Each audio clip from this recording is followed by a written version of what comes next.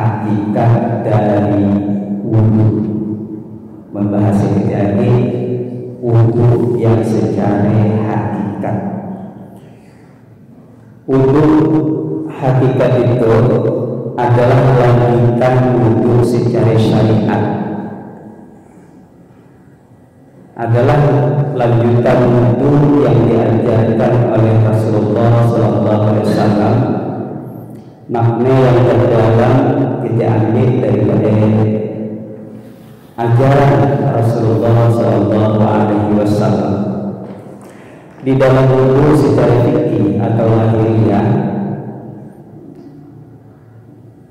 ia barangkali kita sudah sama-sama mengetahui dan bahkan mengamalkannya, sebagaimana Allah berfirman kalau dalilnya, ya ayyuhalladzina amanu idza qumtum ila shalah faghsilu wujuhakum wa aydiyakum ila al-marafiq wamsahu bi ru'usikum wa arjulakum ila al-ka'bayn. Jadi kata Allah, apabila kamu hendak, wahai orang-orang yang beriman, apabila kamu hendak sholat, maka cucilah mukamu, kemudian basuhlah kedua tanganmu sampai siku, dan basuhlah atau usaplah kepalamu, kemudian kakimu. Jadi diperintahkan oleh Allah apabila kita hendak sholat maka berwudu.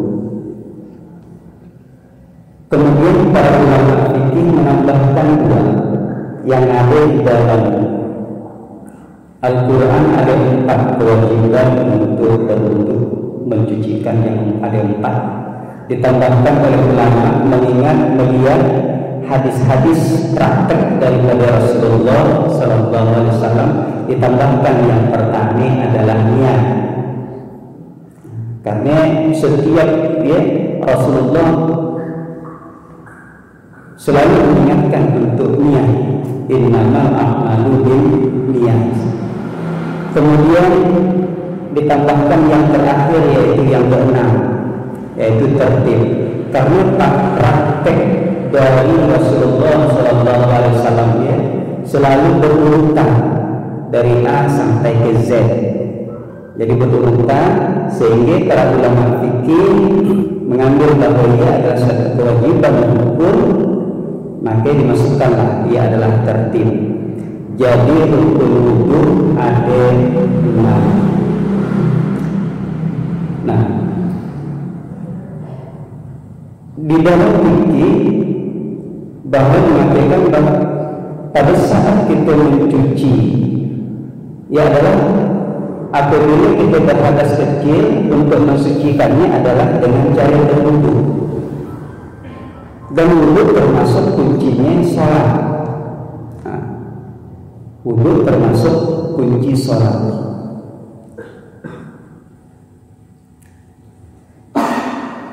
Kita cuci muka untuk membersihkan muka, kita cuci tangan untuk membersihkan ada kotoran di tangan. Kemudian kita cuci di kepala atau rambut, ada kotoran di rambut. Kemudian kita cuci di kaki, ada kotoran di kaki. Jadi dia sesuai dengan yang diajarkan oleh Rasulullah SAW. Kemudian tentang wudunya hakikat atau hakikat wudu, ia di dalam ilmu tasawuf adalah lanjutan daripada fikih. Jadi bukan tasawuf ia mengade-ngade, jadi adalah lanjutan, karena antara pembahasan fikih dan tasawuf itu masing-masing jobnya, masing-masing cara kerjanya berbeda. Kalau fikih misalnya tentang sholat, asal bagus benar bacaannya dan gerakannya, maka menurut fikih sudah dianggap sah.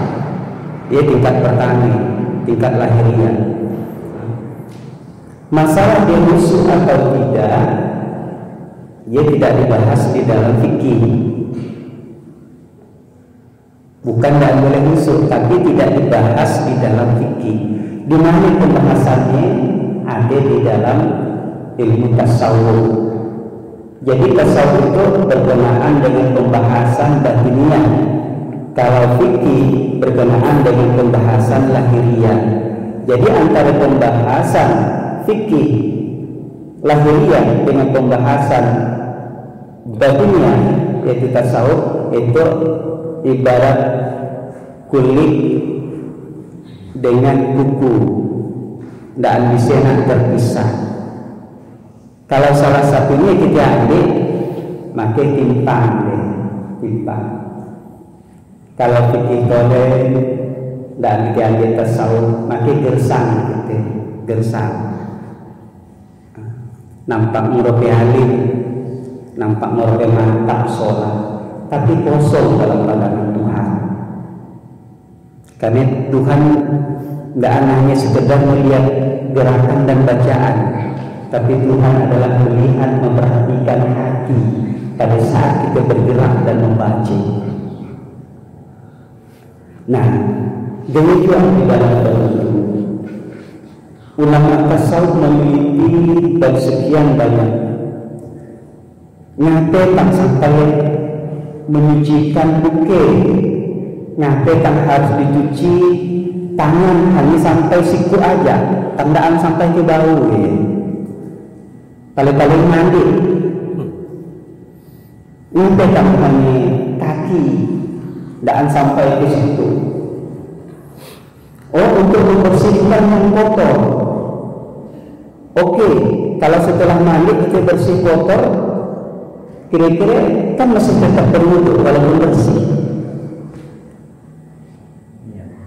Mungkin kotor dibersihkan dengan wudu. Oke. Tapi kalau mungkin yang bersih dibersihkan lagi dengan air wudu, kan sama juga bahasa kimia jinjong. Sama juga. Nah, berarti di situ menurut penelitian tasawuf bukan hanya sekedar mencucikan wajah dengan air dari kotoran. Itulah yang disebut dengan hakikat wudu. Jadi bukan berarti tasawuf itu meremehkan mencuci yang kotor, tidak. Ia adalah lanjutan. Ibarat di sekolah ia lanjutan dari kelas 1 pindah ke kelas 2. Kelas 1 tidak ditinggalkan oleh kelas 2, tetap dipakai. Nah, seperti itu. Yang pertama, hakikat dunia. Hakikatnya itu adalah bukan sekedar di lisan, nawaitul wudu'a li raf'il hadasil ashari fardalillahi ta'ala, tapi ternyata ungkapan batin bahwa tidak orang yang berniat tadi ia tidak menyaksikan selain hanya Allah. Jadi yang disaksikannya dia tidak akan menyaksikan selain dari Allah. Karena pada saat orang akan berwudu, dia harus menghadap Allah untuk sholat. Ali bin Abi Thalib pernah ditanya, dan bahkan dalam cerita yang lain, Ali bin Zainal Abidin pernah ditanya, wahai Ali, ngaku setelah kau berwudu untuk sholatnya wajahmu berubah pucat, padahal sebelum berwudu mungkin tidak pucat, tidak gemetar. Kemudian dijawab Ali, tidakkah engkau tahu kepada siapa nanti kita menghadap setelah ini? Jadi dia bergemetar badannya, pucat wajahnya, karena dia nanti akan menghadap Allah Subhanahu wa ta'ala. Pada saat dia berwudu, dia sudah ada getaran-getaran. Itulah yang bernilai tinggi dalam hadapan Allah. Bukan sekedar mencuci kotoran yang ada di tangan, tapi lebih daripada itu yang dinilai oleh Allah. Nah, yang tadi kita menghadap kecuali hanya kepada Allah. Kadang-kadang pada saat kita nak melakukan ibadah sholat, tujuan kita menghadap kepada Allah, tapi pada saat kita melakukan, ternyata hadapan kita sudah lain. Berarti suatu kesalahan bagi kita.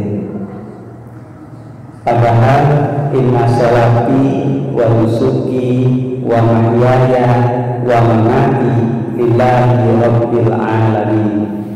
Ibadahku, misalnya sholatku, hidup mati hanya dari Allah, tapi ternyata kita keliru dan tidak sesuai apa yang diinginkan, bukan karena Allah menjadinya. Jadi kita tidak menghadap kepada Allah. Jadi pada saat kita berniat, maka betul-betul kita hadapkan kepada Allah hati dan lahir kita, yaitu badan kita hadapkan. Kemudian yang kedua, hakikat dari membasuh wajah. Dalam fikih, dalam tingkatan wudu pertama, memang mensucikan wajah yang ada pada kita, muka kita, dari kotoran-kotoran. Tetapi hakikat dari wajah itu adalah wajah batin, wajah kita yang sebenarnya bukan itu. Kadang-kadang kita menganggap bahwa wajah kita yang sebenarnya itu. Kita terpesona kepada yang lahiriah, dicoreng kita itu karena cat, karena apa? Malu kita di hadapan orang banyak, malu kita di hadapan orang banyak, kotor kita, jerawatan kotor, jangan karena ayat itu kotor, malu kita. Tapi kita tidak malu tercoreng, tapi kita tidak malu kotor wajah kita yang sebenarnya, yaitu hati di hadapan Allah Subhanahu wa Ta'ala. Kita tidak malu kepada Allah bahwa kita itu sombong, tidak malu kepada Allah itu kita berbuat maksiat, kotor hati kita, tercoreng hati kita, tidak malu. Tapi wajah kita dilihat orang, malu. Nah, maka di situ hakikat dari mencuci wajah adalah mencuci batinnya, wajah hati, agar dia bersih suci. Yang tadi kotor, mudah-mudahan tak akan kotor hati, dengan kesadaran itu yang tinggi. Kemudian yang ketiga adalah membasuh tangan. Tangan adalah merupakan lambang kekuasaan. Kita tidak boleh menoleh kepada apapun yang ada dalam genggaman kedua tangan kita. Tangan merupakan kekuasaan. Walaupun ada kekuasaan di dalam tangan kita, maka kita tidak boleh menoleh ini. Nah, jadi apa sih yang termasuk dari genggaman kedua tangan berupa kenikmatan dunia dan kenikmatan akhirat?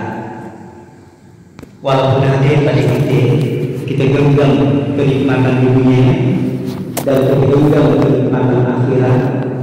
Maksudnya kenikmatan dunia itu adalah harta, benda, jabatan, pangkat yang kita sandang, tapi jangan ditolak, jangan sampai dimasukkan ke genggaman hati. Kemudian kenikmatan dunia, kenikmatan akhirat, berupa banyak pahala yang Allah berikan karena ibadah kita sholat, ibadah kita puasa, beribadah kita berbuat baik kepada sesama, mungkin kita banyak sedekahnya, banyak infaknya, banyak sumbangannya, lalu kita menganggap diri kita dekat dengan Allah, maka kita perhatikan genggaman kita ya, itu akan membuat kita jadi salah akhirnya nanti. Kalau yang namanya dah digenggaman di tangan, dikuasai, berarti nanti akan dibanggakan oleh diri kita sendiri. Akhirnya nanti kita menjadi ujub, menjadi riya, menjadi sum'ah, menjadi sombong di dalamnya. Akhirnya kita menganggap bahwa kita menganggap diri kita tadi termasuk orang yang dekat dengan Allah, ternyata kebalikan dari dekat kepada Allah. Karena kita masih memperhatikan genggaman yang Allah berikan dunia dan akhiratnya tadi, kenikmatan duniawi dan kenikmatan akhirat. Jadi ungkapan orang-orang sufi mengatakan lebih baik kita melakukan suatu kejahatan, kemaksiatan kepada Allah, lebih baik kita melakukan kejahatan, kemaksiatan kepada Allah, lebih baik kita melakukan dia, tetapi menyebabkan kita menyesal sehingga kita bertobat kepada Allah. Ia lebih baik daripada orang yang selalu melakukan kebaikan, sholat rajin, mantap, ibadah puasa, sedekahnya hebat, tapi membuat dia jadi sombong, membuat dia jadi angkuh, dan membuat dia jadi ujub. Bukan malah diterima oleh Allah, malah ditolak. Lebih baik daripada yang tadi. Jadi yang tadi lebih baik. Jadi kalau dia menyesal, tapi yang tak menyesal ya susah juga. Tidak menyesal ya. Nah, ya termasuk kurang bagus. Itu maksudnya yang menyesal. Banyak ulama-ulama geologi yang asalnya tak baik, tapi setelah bertobat luar biasa kebaikannya. Iya maksudnya. Kemudian yang keempat, membasuh kepala sejati itu bukan sekedar rambut, tapi kepala. Itulah otaknya, itulah sebenarnya saraf hati, itulah sebenarnya yang membuat manusia itu jadi baik dan buruk adalah di kepalanya.